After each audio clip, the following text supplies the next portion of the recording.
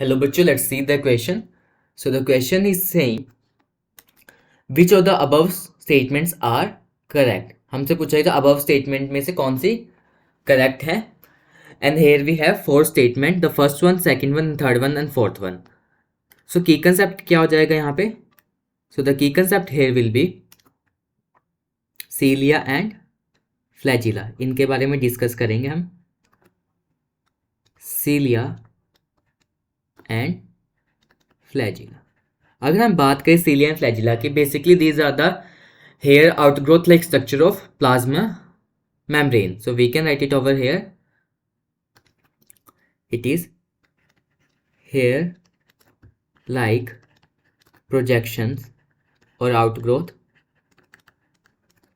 of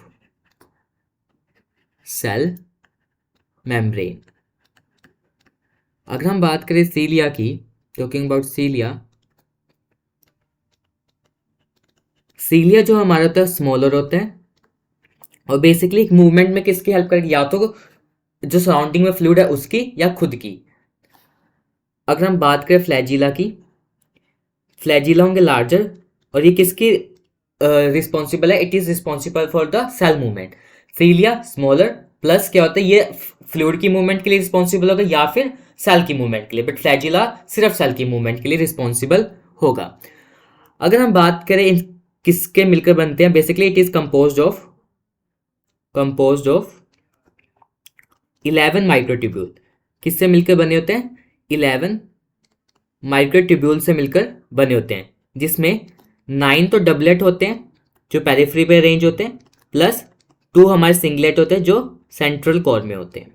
singlet जो हमारा ciliary flagella आता है वो किसके बेसिकली कवर्ड किससे होता है? प्लाज्मा मेम्ब्रेन से. We can write it over here, covered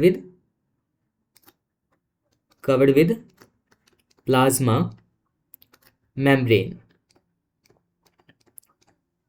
Now we are going to focus on the statement. The first statement is saying cilia flagella contains in outer ring of 9 doublet. Yes, periphery पे outer 9 doublet होता है and surrounding with 2 signet microtubule. ये बात बिल्कुल सही है.